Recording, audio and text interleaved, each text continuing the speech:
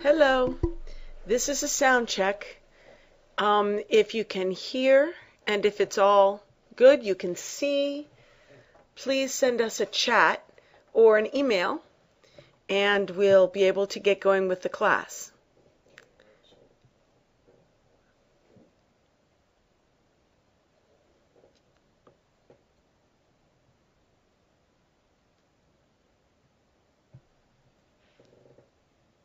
Okay, what's better?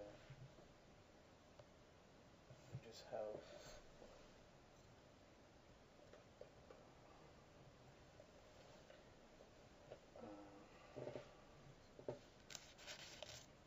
purple button. I think it's this way. Let's see here. I can't change that. Yeah, that's perfect. Okay, we're good to go. Okay, I'd like to let you know that we just posted the PDF file that you'll need for class tonight. We posted a link on the chat board. So you can go to the chat board and open the PDF for the text we're going to consider tonight. And while you're doing that, let me tell you why we're doing this particular. Tonight is the first class of our new course, English for Philosophy Students, Part 2, Short Stories. Last year, when we were reading Leavis, I was impressed by the importance of literature to a foundational education. And Olavo also wants the students to have a broad knowledge of literature. So, we decided to go for a book of short readings so that we wouldn't take a year to do just, 30 or 40 pages. So we chose a book, The Practical Imagination, as an introduction to English literature. And I've been reading it and enjoying the stories very much. But we're going to do another book also, called Mind in the Modern World. And that book hasn't come yet. My copy hasn't come yet. So I haven't seen the book yet. And meanwhile, I haven't read very far in the practical imagination myself yet. But I had an experience that made me want to do a different story tonight to start off our class, and I've been very excited about it. Let me tell you how I got the idea. In the full immersion English course, where the students come to my house to study, we have some students right now, and we're having a really good time. And one of the things we're doing is we are studying Shakespeare.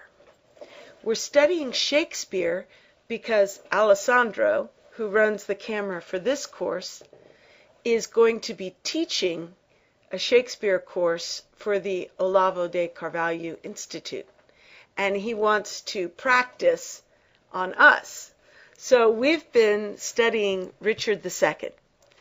And it's been very challenging because Shakespearean English is hard to understand, even for a modern English speaker. So we were reading in the first act of Richard II, and we came upon a character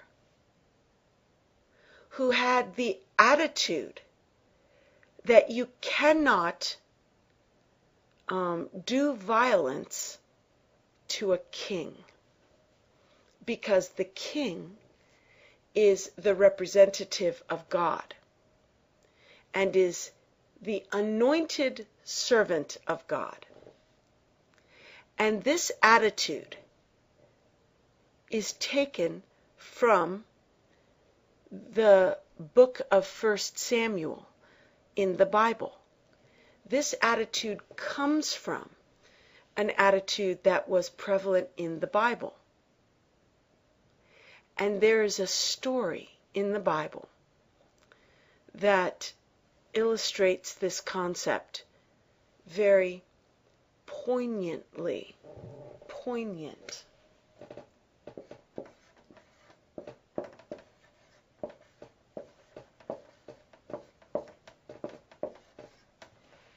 Poignantly. It's the story of King David.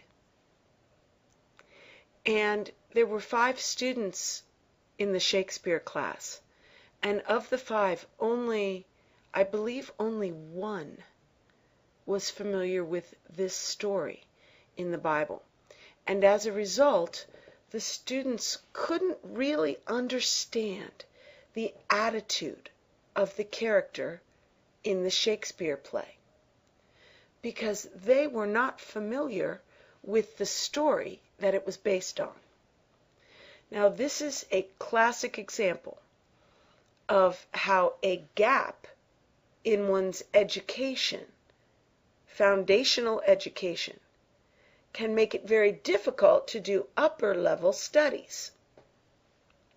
Shakespeare is an upper level study, and without the foundation of the stories of the Bible, the students couldn't relate to the world of the character. One of the students in my immersion course right now has very good English and a very high level of education. And I asked him if he was going to be interested in this course because we're going to be doing foundational stories of literature.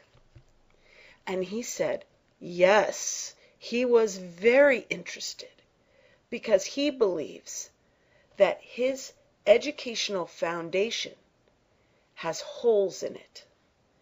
And he wants to plug up the holes with the stories of literature. So, this particular story that we're going to study tonight, I learned when I was in college. And the end of the story touched me so much that it brought me to tears, weeping, because it touched my heart so much. Now, that end of the story we may never get to, because it's the end of the history of David. We probably will get to it, because it means so much to me that I probably won't stop until we get to that part of the story. But it's several chapters beyond where we are beginning. So we're going to begin with the story of King David tonight. Now, before we begin, I want to mention that we are going to have another opportunity to come and study English and stay in my home in the summer, June, July, and August 2011. The reason I mention this to you now is because there are students who are trying to come for the current session, January, February, March. One student in particular has been trying to get a visa since last August, and he was just denied his visa for the 3rd time this week. So I want to tell you that if you want to come ever, you should start trying to get a visa. It takes a long time and is difficult. So if you think you want to come, then you go to the website and fill out an application. And if I accept you, which I probably will, if you are Olavo's student, and if there is space available, I'll accept you. Then you start trying to get a visa now, and maybe you'll have a visa by June, July, and August. If you come, you will have the opportunity to spend time with Olavo and his family 2 times per week. You'll go to see his philosophy seminar in person and have dinner with the family after. And then you can go see his Truth Outspeak radio show and have dinner with the family and the friends after. And you'll lessons with me and the other students pretty much every day. We are going through a book by C.S. Lewis in our class right now. It's called The Four Loves, and we are studying that book as well as having daily English lessons. And then you'll have free time to shop, to go see the sights, to spend time with American friends and also Brazilian friends.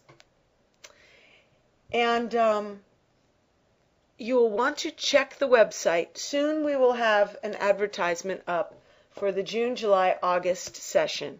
I'm afraid the price is going to go up because we are working with another teacher to provide activities.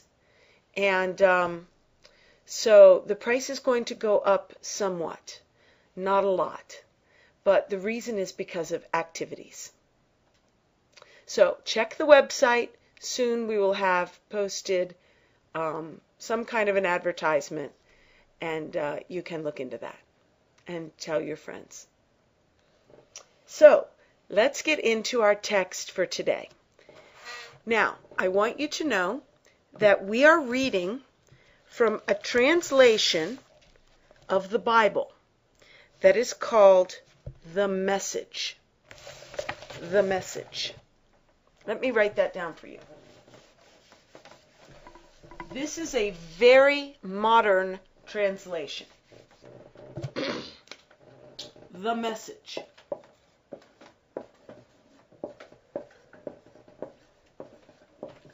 By Eugene Peterson.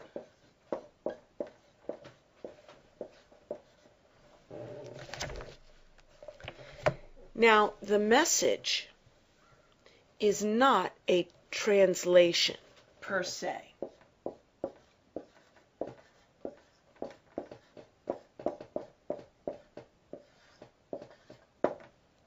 It is a paraphrase.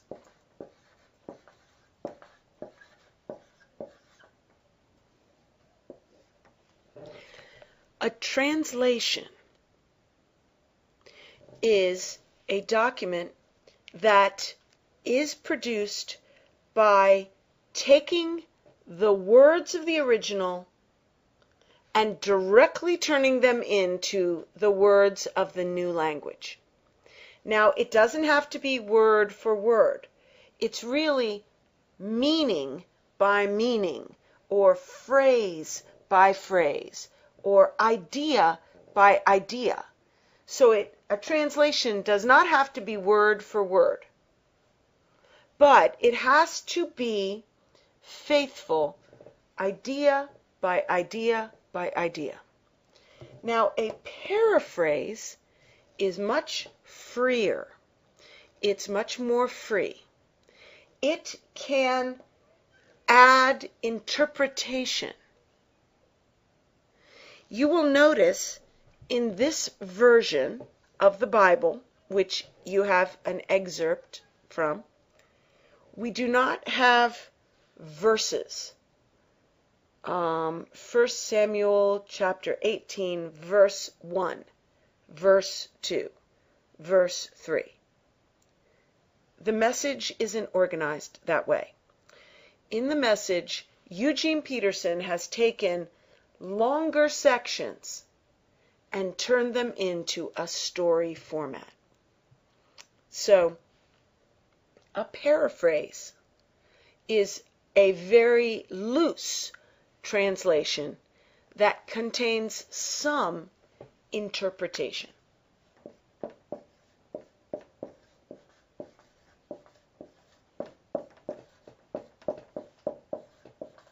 Or you could call it spin. Spin is a word for interpretation. There are many phrases in the original Greek and Hebrew Bible that scholars don't fully understand. And when you translate word for word, then the person reading, you and I, have an opportunity to try to understand for ourselves what the original author meant. But in a paraphrase, the author, Eugene Peterson, reads the best translation that scholars can give, maybe 3 or 4 or 5 different English translations, and maybe even studied the original Hebrew or Greek, maybe. But what he writes is his idea of what it means. That's what it means to interpret. So a paraphrase has interpretation. I want to tell you this because we are dealing with the Bible, not just some piece of literature like Homer's Odyssey. With a piece of ancient literature like Homer's Odyssey or the Iliad, we also have issues of translation. And the best translation, in your opinion, or my opinion, might be the one that is most faithful, word by word, or it might be the one that is most poetic and beautiful. We can make that choice. But with the Bible, there is the question of overarching meaning that comes from God. The Bible is the Word of God, according to the Jews, the Christians, and the Muslims. So we don't have the right to change it freely. So if someone does change it freely, it's very important that people know that they are doing so. There's nothing wrong with it. We just want to make sure we know they're doing so. So this entire Bible that I'm taking this story from is a paraphrase. Long explanation, but I thought it important for you to understand what the nature of this literature is. This is important with translations of the Bible, in English especially, because we have lots of English translations. And some are more faithful than others, and some actually teach different doctrine and are not considered authorized by the Christian Church. So that's a mini lesson on principles of translation. So let's move on. Yes. We need to interrupt the broadcasting for 1 minute and then go back, because some students have been complaining that your image has been freezing. It's been freezing up a lot. Okay, I'll tell them this. So I'm gonna restart the broadcasting. Should I tell them? Yeah, restart the broadcasting and then come back so that we can solve this problem. Okay. We are having a technical problem. Some students are having a problem with my image freezing up. And so we are going to stop the broadcast and start over again, and we hope this will fix the problem. So we're going to go offline for 1 minute and then come right back on. See you in 1 minute.